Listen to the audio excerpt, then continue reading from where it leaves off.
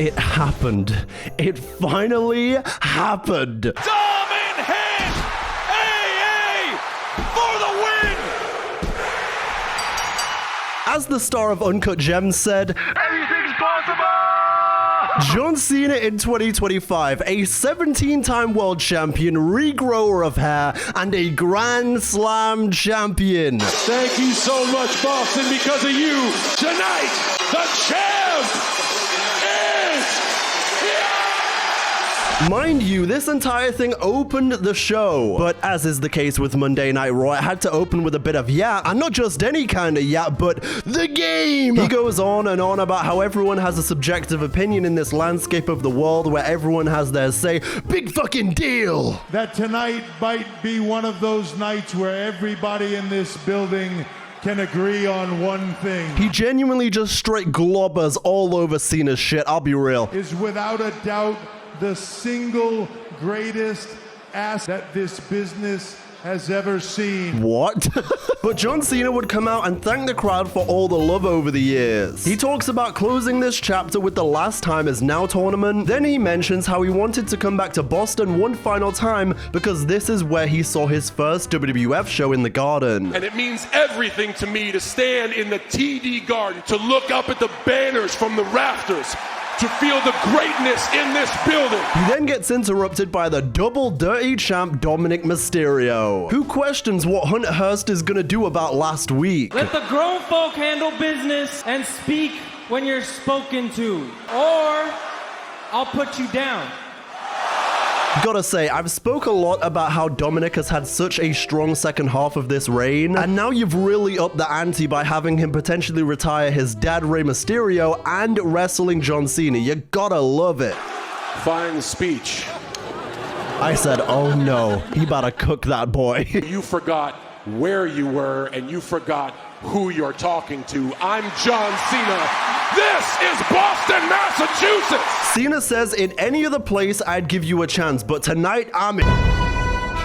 And if you're gonna pick a fight with me, I promise you, you're gonna lose. Wrong place, wrong time, wrong guy. He says, but out of the respect I have for your father, I'll give you a chance to walk back through the curtain right now. Dom responds by saying he's not even in his prime yet. Anytime, any place, any era, I would've whooped John Cena's ass. The crowd chants, you fucked up. And of course, that bald egomaniac who has to insert himself in everything. John, if I could take this for a second.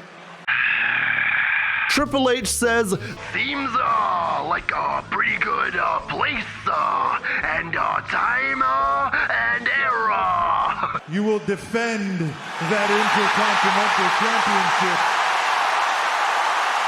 tonight. As this match gets made official, I couldn't help but notice Dominik has added more to his neck tattoo. It's no longer just Zurg from Toy Story, now it's Zurg's story. To John Cena. But man, has he been thrust into it here, but that is... Dominik gains control as he soaks in the booze from this Boston crowd. That is shimmy and a shake. Let's put this one to bed. And I've had a bit of an epiphany about Monday Night Raw. It's that WWE in 2025 might not have consistently gripping weekly television. It definitely can get trash and repetitive, which I spoke about last week, but it can still deliver on moments. Right hands, oh, he's got him up. Looking for the attitude adjustment, but instead... Like I was rewatching the main events from SummerSlam 2025 Night 1 and Night 2 the other day, and it hit me that like while Monday Night Raw and Friday Night SmackDown can be mid every week or a lot of the time, and even sometimes we get mid PLEs, which by the way have way too few matches for the price people are paying, but that's a separate issue. But every now and again in those bigger moments they can still deliver, like we saw in this episode. Here it comes, the running shoulder blocks. And John Cena is revving that offensive engine. On a mission. Like they did with Seth Rollins cashing in on CM Punk or Cody beating John Cena. And it's frustrating that this is the case because why can't you consistently grip me every week? Why must things go to such a low that the smallest highs feel like I'm flying? As loud as you'll hear it. Five-knuckle shuffle. After this, Dom would counter the attitude adjustment, sending Cena into the post. He'd then remove the turnbuckle and try to channel more of Eddie Guerrero. Of all of us. Steel chip. Eddie style here. That's brilliant by Cena. You want to talk about brilliant? Cena with a hilarious counter to that as the crowd chanted for Eddie. He even winked at the camera, which got a pop too. Attempt at an attitude. Oh, no. Oh. Center of the ring. Dirty Dominik, and he does the tap. We've got to do something about WWE referees, bro. The slightest, most delicate little itty-bitty feather of a touch sends this guy flying like he's enabled ragdoll physics. Cena ducks it. Right back to it. Hey. Here. Oh, We got a ref. no. We got a live one. Crazy scenes as Cena counters the title shot into an AA. And then old goofball referee comes running down like Charlie Robb in 2008. Yippee! I get to be the one to give Cena his final belt. Old yippee-ki-yay mother bucket's head ass. For a 619 and delivers it. Ray Boston. Frog splash. Dom would hit his finisher, but Super Cena would be activated. Mysterio. Dom in hand. AA for the win. I don't want to sound like Prime the Baby, but Let's go. Thank you so much, Boston. Because of you, tonight, the champ is here! and understandably, they gave the GOAT every bit of pyro.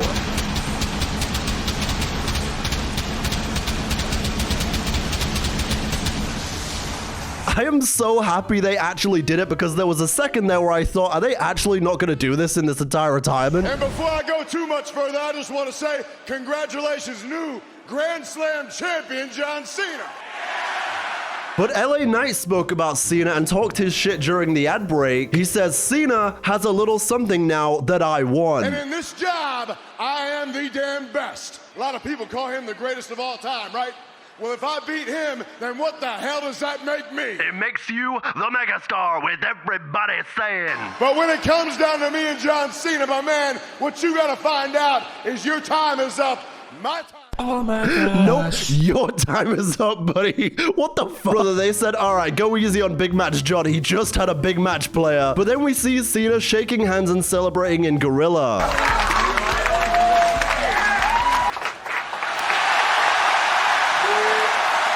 I'm gonna keep it a buck with you, Ray. Considering what John did to you in the reverse back in 2011, when you won the title at the start of the show and then had to defend it and lose against him, mind you, at the end of the night. Rey Mysterio a better guy than me, because if I was Ray, I would have pulled out the old Stinger missile. If I was Big Mystery, I would have drop shotted Unk's knees. Remember what you did to me in 2011? He really needed that ass kicking. He's a good kid. I hope it was a good lesson. Then, as he continues, Mr. Nuclear Pop himself shows up. Congratulations, champ. John Cena's last night in Boston. When you missed it. Class act, champ. Thank you. And then this is truly a bizarro episode of Raw. Because what the fuck do you mean they had a Signs of the Night segment? Excuse me, this is Deonte DDJ's Crowd Watch segment, thank you. And on this edition of Crowd Watch, we have a fairly normal thank you Cena sign. We have one that has a little bit more effort with a WWE rules. Wow, he definitely gets no hose at school. Cena equals Brady. Okay, well, tell Tom to pull up. And then we also have It's a Cena-bration. And this person who traveled 8,000 miles to see Cena. And actually, respect to you. And now here's where I imagine someone in the comments is going to be like, well, they traveled 8,000 miles, but they still couldn't see him. Like Aleister Black did. And now a Machka kick. The Machka kick. For the win to advance! After fingers in the eyes multiple times, Rusev would advance in the Last Time Is Now tournament. But we then see AJ Lee backstage looking ahead to new challenges and a new tag team name. Los Dragones con estilo. Huh? Dragons with style? Good, right? Is that what it is? Yes. That's what he said. You know what? It's long, so we'll keep working on it. But then we see Maxinne DuPRI, who says she still is not ready for Becky, but... Keep training forever, waiting to feel ready. Okay. But ready isn't a feeling, it's a choice. I love that. And I've made mine. Give me Becky. And then Pierce makes it official for next week. This is why I'm pro Baldy GM Adam Pierce, because Nick Aldis would have said some BS like... Not ready and, you're suspended. Oh! Big ready, welcome to the big time. don't stand a chance. If you really want to book this right, next week you have Maxine do the unthinkable Rocky style. And I wouldn't even have this be a long range. She just needs the moment in NYC. Then she can chase again, but this story needs her reaching the mountain for me. But back to ringside, the commentators are playing with action figures.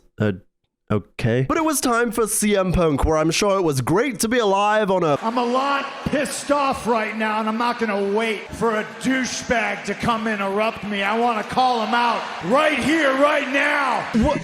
You mean me? Now, I knew going into this what a piece of garbage Logan Paul was, but I didn't know how big of a piece of garbage Logan Paul was. It's okay, he don't use the internet like that. But Punk calls him a broccoli head before Logan comes out. Logan talks his smack as usual, but the main thing here is that he says after taking a tsunami, my eyes have been opened to a whole new vision.